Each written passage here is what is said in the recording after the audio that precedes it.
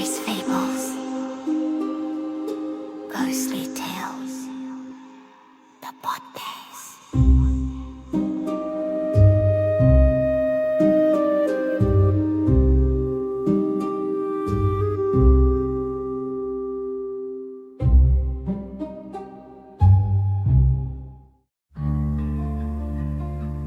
There are crimes that announce themselves with noise, and then there are crimes that hide inside the most ordinary sound in a hospital.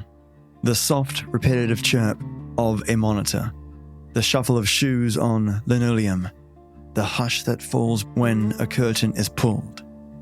In one nursery, at the Countess of Chester Hospital, a tiny premature baby's skin changed color in a way a veteran nurse said she had never seen before. Purple blotches, white patches, a strange kind of flashing. A moment that didn't make sense and that wouldn't let go once you'd seen it. If you're listening right now, ask yourself this. If you witnessed something that didn't fit any explanation that you knew of, would you trust your own eyes? Because in this story, a single baffling moment becomes a thread. And if you follow it far enough, it leads to a courtroom, to a whole life prison order, and to families who will never again be who they were before. Today's episode is a careful walk through the Lucy Letby case. The convictions, the warning signs that were raised and not fully acted on, and the aftermath that is still unfolding. But there's also a second layer, one that complicates how we talk about certainty. Because after the verdicts and the sentencing, a highly public debate emerged, with an international group of clinicians arguing the medical evidence was misinterpreted and that the baby's deteriorations could have other explanations. That debate is not a court ruling, it's a challenge, and it matters because it forces a hard question. What do we do as a society when the stakes are unbearable, the emotions are raw, and the evidence is both technical and human?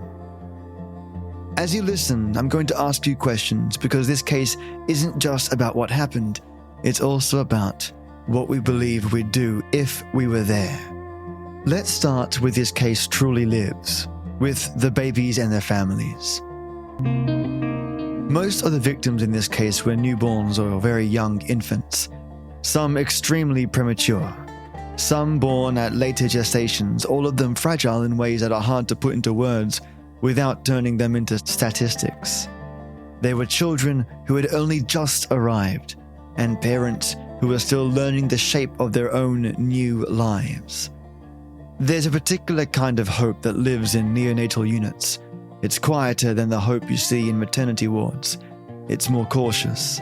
It comes with hand-washing routines, with tiny knitted hats, with parents timing their lives around visiting hours and expressing milk, with staff who measure progress in grams and milliliters and minutes.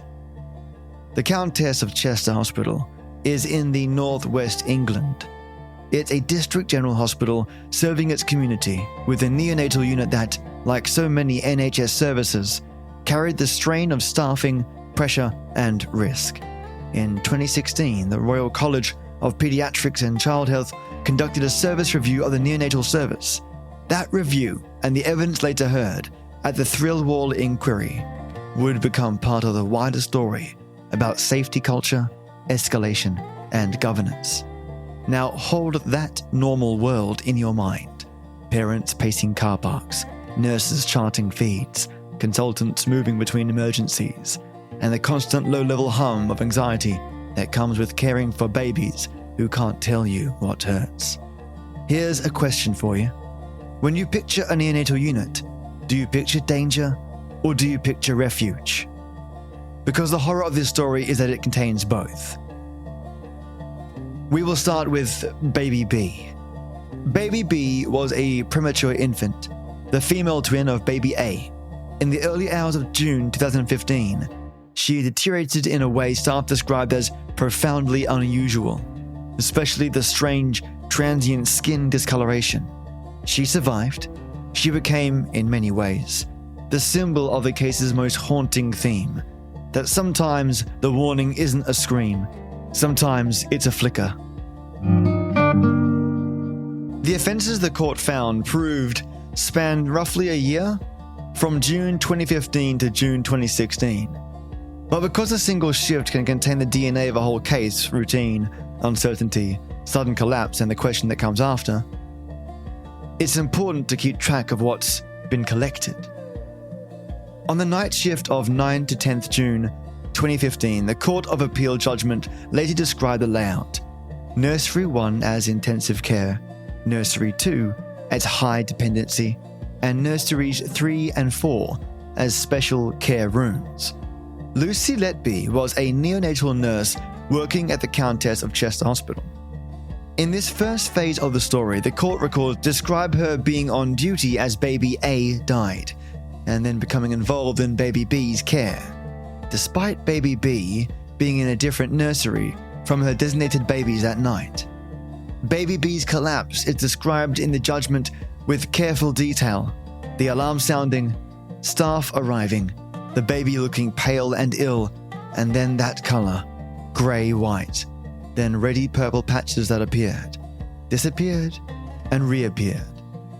Experienced clinicians described it as highly unusual. If you're a listener with no medical background, you might think surely something like that has straightforward explanations. But one of the most unsettling truths about neonatal medicine is that bodies can fail in complicated ways. Premature physiology is unpredictable. Infection can turn suddenly. Equipment can malfunction. Procedures can go wrong even with skilled hands. So here's a question. If you were a parent in that room, watching a team rush in, hearing alarms, seeing your baby's skin change color, what would you remember most? Would you remember the medicine? Or would you remember the color?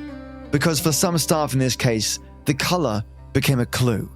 And for a jury, it became one piece of a much larger pattern. Now, after this, a pattern begins to form. After June 2015, more babies died or deteriorated on the unit.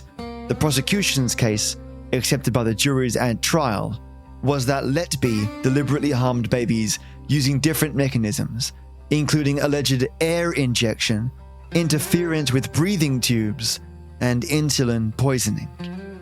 But in the moment, staff are not living inside a future courtroom narrative. They're living inside shift work.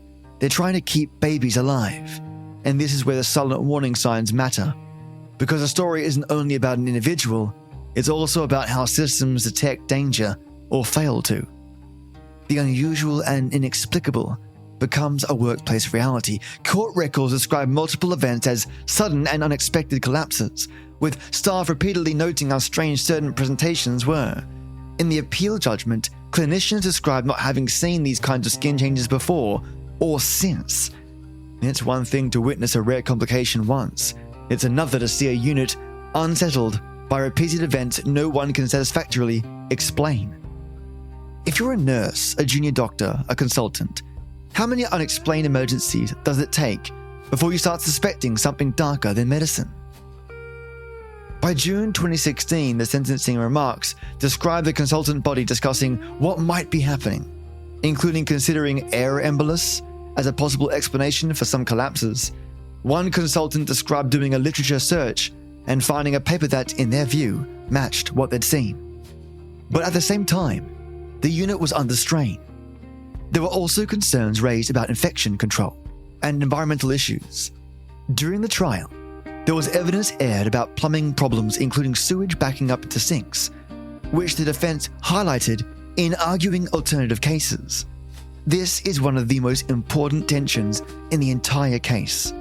Individual wrongdoing versus systematic failure. Sometimes it's one, sometimes it's the other. Sometimes, terrifyingly, it can be both. The triplets, and when the story becomes unbearable. In the sentencing remarks, the judge described a set of identical triplet boys born in June 2016. On Letby's first day back from holiday, she was the designated nurse for two of the triplets in intensive care. The judge described sudden collapses and deaths on consecutive days and the profound impact on the family and staff. No graphic details provided, just the truth that matters. Parents watched desperate resuscitation attempts.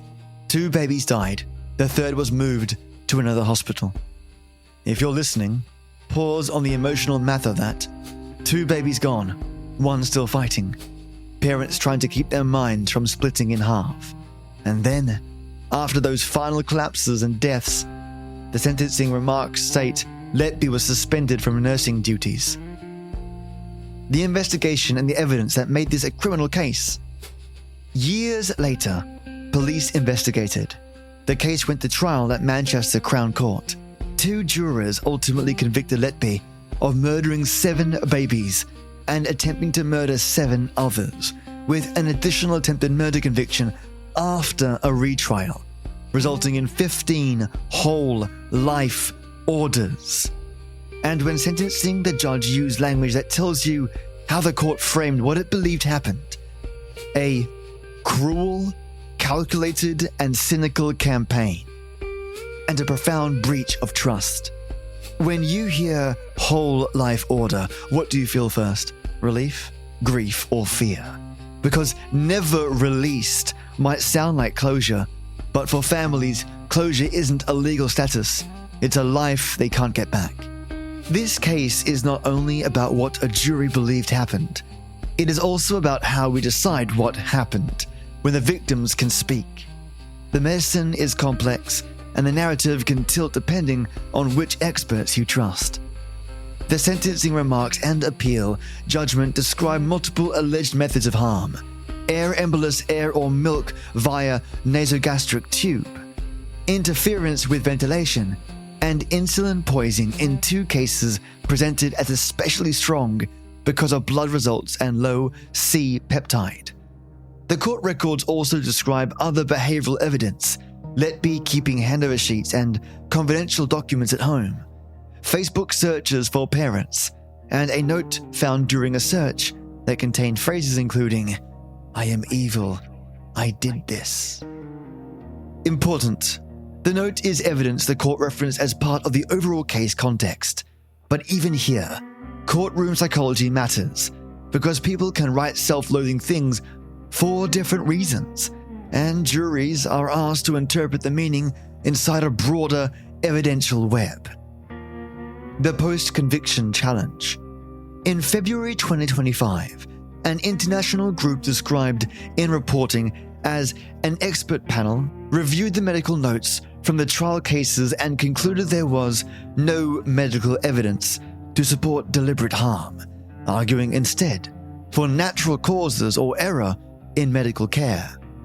They proposed alternative explanations in specific cases, for example, attributing one baby's death to thrombosis rather than air embolus, another to sepsis and pneumonia, and one to respiratory complications with a multi-drug resistant infection and failures to respond to surveillance warnings. They also disputed the insulin interpretation in broader public reporting, arguing that low blood sugar can occur in premature infants from non-malicious reasons and that the immunoassay test used was not of forensic quality, with calls for confirmatory testing that was not possible later because samples were disposed of. And Dr. Shoo Lee, whose earlier research was referenced in the trial, publicly said he was unhappy with how his work was represented, describing specific diagnostic signs he said were absent and warning against diagnosing air embolus by exclusion alone. To be absolutely clear, none of this overturns the convictions by itself. The Court of Appeals in July 2024 refused leave to appeal. The CCRC began assessing an application made on Letby's behalf in 2025. So here's the midpoint. If 2 highly qualified groups interpret the same medical reality in radically different ways, what does certainty actually mean? Did you know? The Criminal Case Review Commission does not decide guilt or innocence. It investigates potential miscarriages of justice and can refer a case back to the appeal courts if there is a real possibility the conviction would not be upheld based on new evidence or argument. In most true crime stories, the important section, the critical section, is where the suspect is chased, confronted, and cornered. In this one, the critical component, the most important part here, is the evidence, charts, notes, timelines, and the quiet terror of wondering whether you missed something while you were trying to save a life. Picture the investigation as it's described in this official material. A timeline built from rotas, medical records, and witness memory. Clinicians recounting collapses that didn't behave like the ones they'd seen before. Experts debating whether a symptom is diagnostic, compatible, or merely possible. And in the middle of that, Baby B again. In the appeal judgment, Baby B's collapse is described with almost clinical vividness. The sudden apnea, the profound skin changes, the sense from multiple staff that they were seeing something outside ordinary experience. Experts at trial offered opinions about what might explain it. Defense challenged whether those opinions were certain. The jury had to decide what weight to give that moment. The sentencing remarks describe the discovery of documents at Letby's home, handover sheets, resuscitation notes, entries in a diary. The judge said he was satisfied she kept these as morbid records, and also described repeated Facebook searches for parents. Ask yourself, if you're a juror, what do you do with that? Do you see it as a proof of obsession? Or do you ask whether there could be an innocent explanation? Poor boundaries, curiosity, emotional spiraling. Courtroom psychology is about that tension, how humans turn fragments into narratives. And then there's the insulin evidence, often described in reporting as central because it's not just interpretation, it's a lab result. The sentencing remark describes the prosecution case that insulin was introduced into feeding bags in a way that wasn't noticeable, leading to repeated dangerously low blood sugar until a different bag was used. Years later, experts speaking publicly argued that immunoassay method is not designed as forensic proof of synthetic insulin, and that without confirmatory testing, impossible after disposal of the sample, certainty is hard to claim. So what is immunoassay? Well, it's a lab test that uses antibodies, immune system proteins, to detect or measure a specific substance in a blood or fluid sample. The basic idea is that the test contains antibodies designed to lock onto and target molecule, the analyte it's called it, A-N-A-L-Y-T-E, like insulin, a hormone or a drug. If the target is present, the antibody binds to it. The machine then measures that binding, often via a color change, light signal, or electrical signal, and estimates how much of the substance is there. So what's the key limitation, and why does it matter in debates like Letby's? Immunoassays can be vulnerable to interference, meaning something in the patient's blood can mimic the target or mess with the antibody binding, producing a misleading result. Common sources of interference include heterophile antibodies, antibodies that bind non-specifically, autoantibodies, e.g. antibodies against insulin, and certain proteins, medications, or rare immune conditions. That's why, in some contexts, especially forensic or legal contexts, clinicians may prefer a confirmatory method like LC-MS or /MS, liquid chromatography, tandem mass spectrometry, which identifies molecules more directly and is less vulnerable to antibody-related cross-reactivity. A simple analogy though. An immunoassay is like using a sniffer dog, fast and useful, but occasionally the dog alerts to something that smells similar. Mass spectrometry is more like a fingerprint match, slower and more technical, but more specific.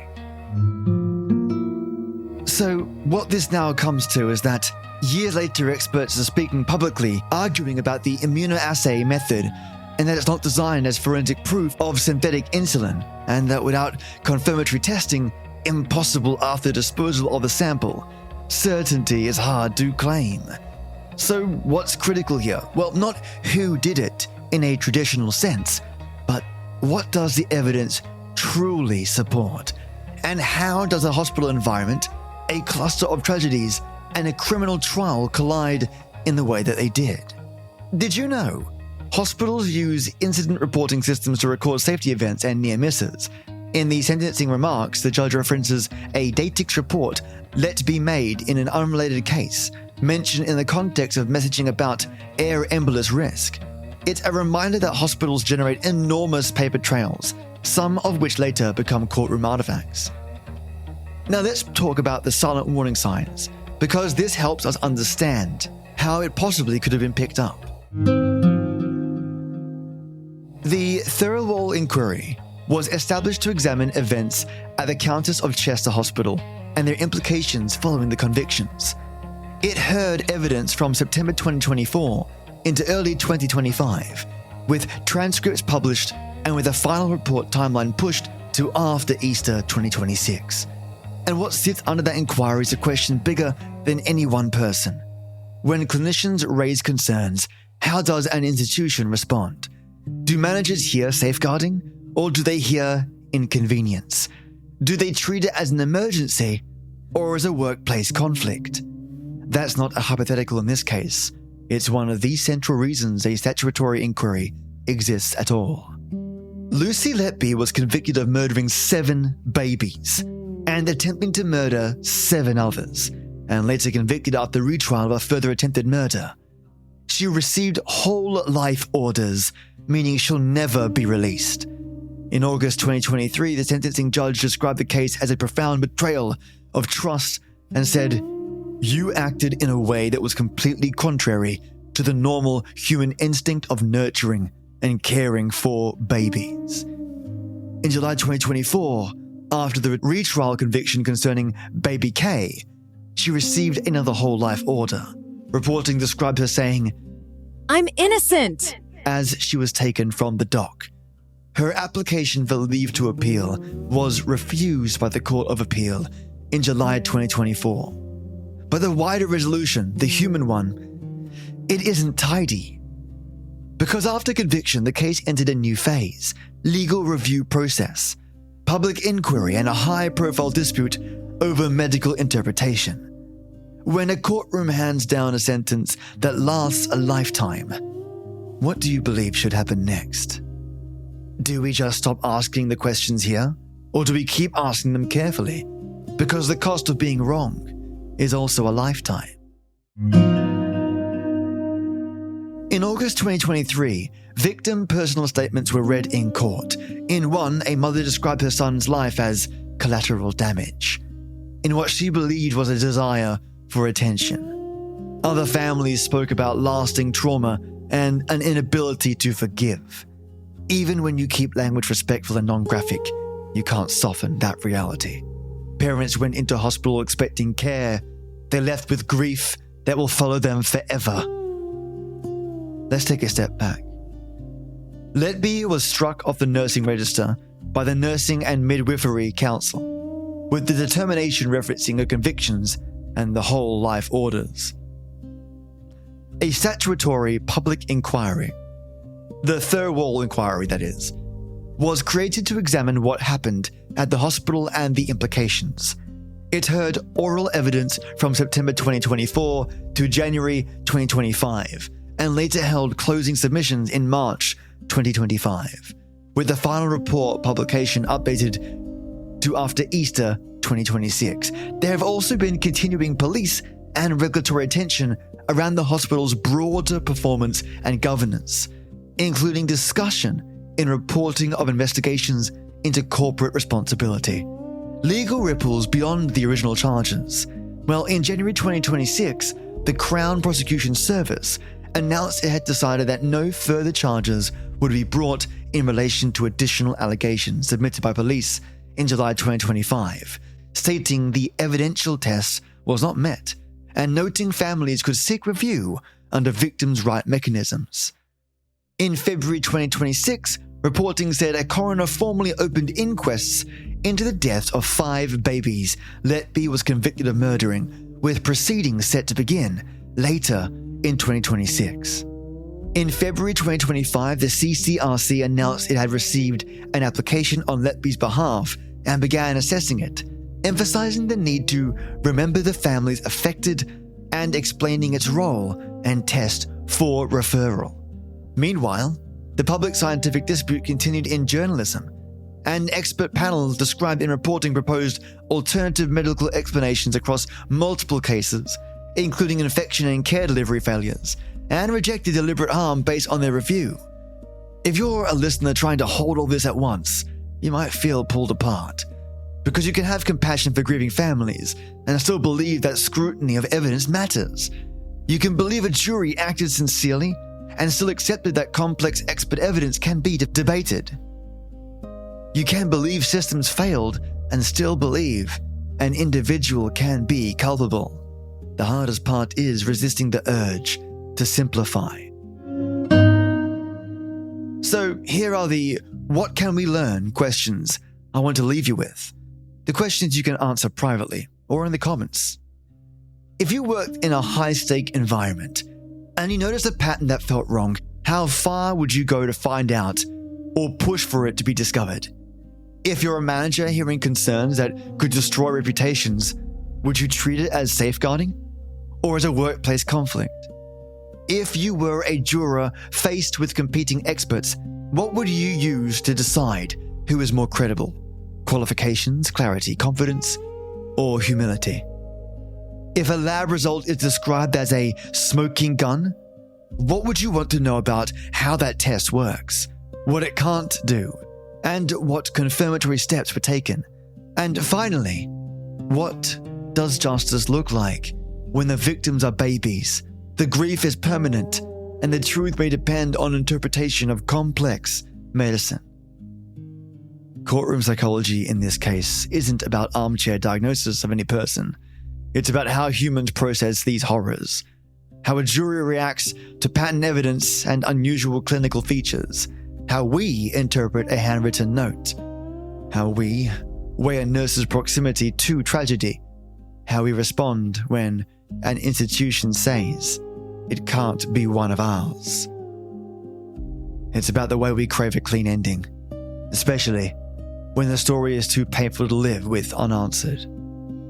So why was Lucy Letby put away then, with all this conflicting evidence? Well, in court, the prosecution case was not presented as a single smoking gun, but as a cumulative picture, medical evidence interpreted as deliberate harm, plus behavior and documentation that prosecutors said supported intent and opportunity.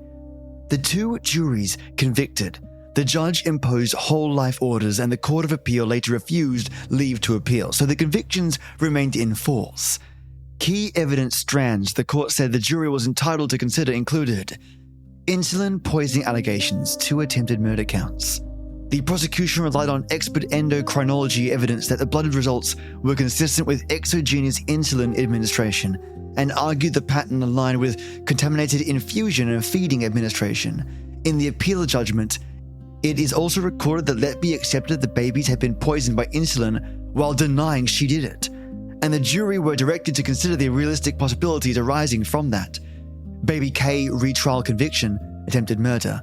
The July 2024 sentencing remark set out the court's finding that the baby's deterioration occurred in a brief window when Letby was alone at the cot, and describes the consultant's account of arriving to find her by the incubator as the baby's oxygen levels fell, before intervention and improvement.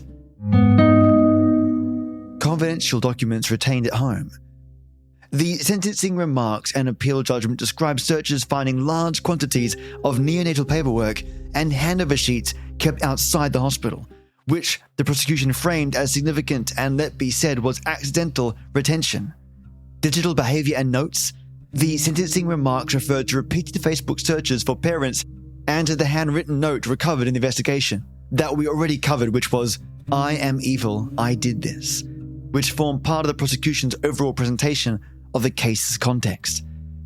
Pattern and present evidence. The Court of Appeal judgment discusses the prosecution's reliance on circumstantial evidence, including staffing, presence, timing, as part of the wider evidential web, alongside expert medical interpretation and witness accounts.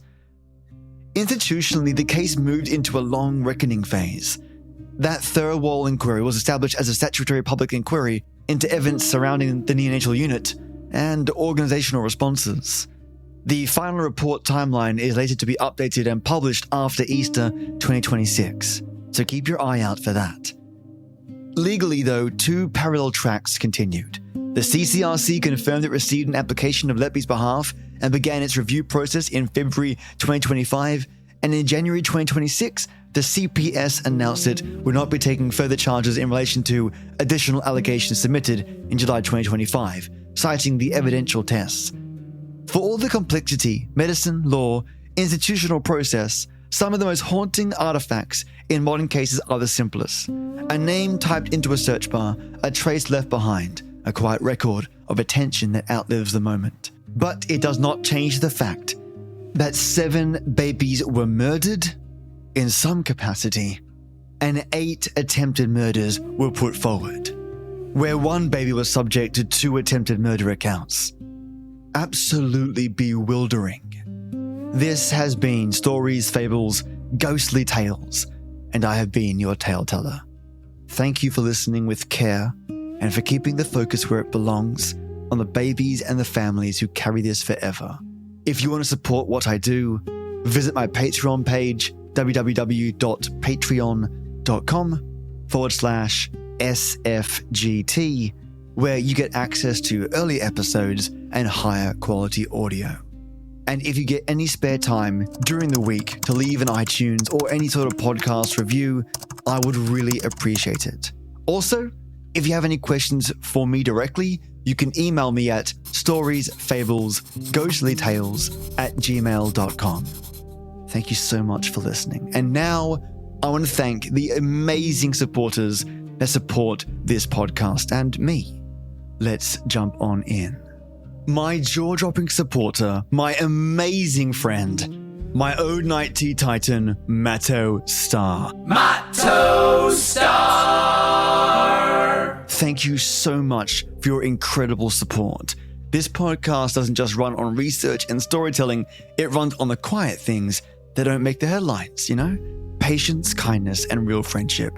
And you, mate, bring all 3 every single time. Your patience steadies my stories when it gets complicated and heavy. Your kindness helps the work remain human, keeps those affected first, keeps it respectful. And your friendship, that's the part that holds everything together. You believe in this podcast in a way that makes the long nights worth it, and the difficult episodes feel possible. You support this show immensely, and I don't take that lightly. Matto Star, thank you for being the calm in the chaos, the warming support behind my microphone, and the constant reminder of how this all matters. Thank you so much, buddy. Have a kick-ass week ahead of yourself. And it's always a joy to chat to you through the chat section and in comments for Patreon. An absolute joy to know you, and this podcast would not be the same without you. Thank you, mate. And now I want to thank my amazing white tea warlords. White tea warlords! I am lucky to have supporting me, Lesosaurus Rex. Thank you. You bring this grounded, unstoppable energy that makes this whole thing feel possible. The kind of support that doesn't flinch when the work gets heavy. That kind that never shifts or budges. That proves that consistency and kindness is its own superpower, one that you own, Lesa. Now, mate, I want you to do a few more reps. Maybe let's just go for 4 this time around. Keep pushing, keep building, and I'm grateful to know you. Have an absolutely bonkersly brilliant week ahead of you, and stay awesome, Lesa. And thank you for your support. And my next white tea warlord, Maya, the queen of cats, thank you truly. You've got that cat-like magic. Calm when things are loud, sharp when details matter, and always somehow landing on your feet. Your support is a soft purr in the background of this podcast, steady, comforting, and quietly powerful. Thank you for curling up beside this show and making it feel safer to tell these stories. Thank you, Maya. Have an absolutely brilliant week ahead of yourself. And thank you for your support. And my final white tea warlord, Sangeetha the Seer. Thank you so much. You have this rare gift, like you can see around corners, not in a dramatic way, but in a steady way. You notice patterns early, you sense where the story is heading, and you remind me to think 2 steps ahead about tone, about impact, about what this podcast leaves behind in people. Thank you for helping guide this podcast forward like a lantern held just ahead of the path. Thank you so much, Sangeetha, for your support and friendship. Have an epic week ahead of yourself. Thank you, mate. A big thank you to my own night tea titan, Matto Star, whose support is always jaw-dropping. And to my white tea warlord again, thank you all so much for your friendship and support. Have a brilliant week ahead. And now to my Earl Grey enforcers. I am lucky to have Chad Warren, Peter Raffaelli, Just Heather, Juicebox Andy, Divided by Zero, Paige Kramer, Seductive Smiles, Jane Gumnick, Michael Krupp, and Steve the Creeper. Thank you so much for your support, everyone, and have yourself a absolutely brilliant week ahead of yourselves. Stay tuned till next we meet. In the blue light hush where the hallway breathes, a clock ticks quiet behind closed screens. Parents praying in paper gowns, hoping love can hold a heartbeat down. Hands are washed, the routine repeats.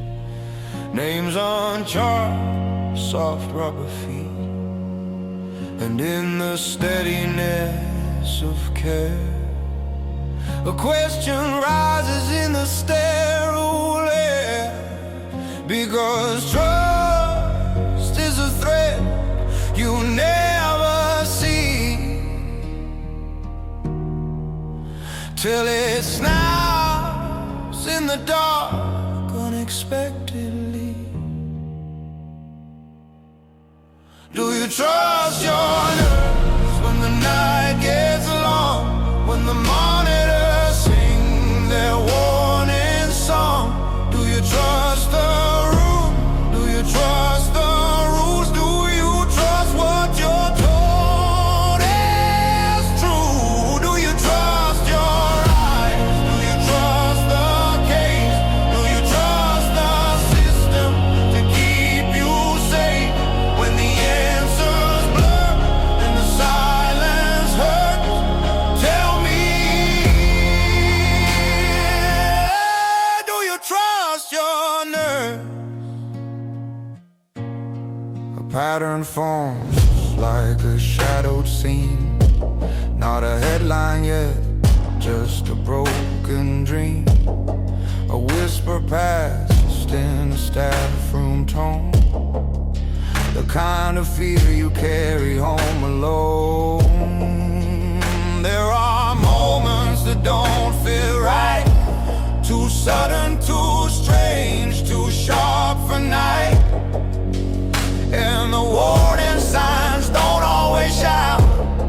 Sometimes they are a doubt you can't drown out. And the hardest truth to face is how long it takes to name. Do you trust your nerves when the night gets long, when the monitors sing their warning song? Do you trust the room? Do you trust the rules? Do you trust what you're told is true? Do you trust your eyes? Do you trust the case? Do you trust the system to keep you safe when the answers blur and the silence hurt? Tell me, do you trust your nerves?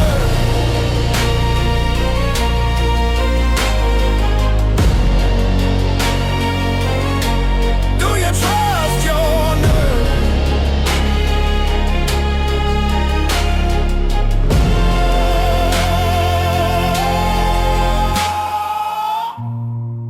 Thank you for listening, you amazing listeners. I want to thank my out-night tea titan, Matto Star, the most amazing supporter. And special pal of mine, may your days be full of joy. And a huge thank you to my white tea warlords and friends of mine. Lesosaurus, my gym genius, Maya, my queen of cats, and Sangeetha, the seer that sees all. And to all my Earl Grey enforcers and tears thereafter, all my love to you all. See you soon. Do you trust me?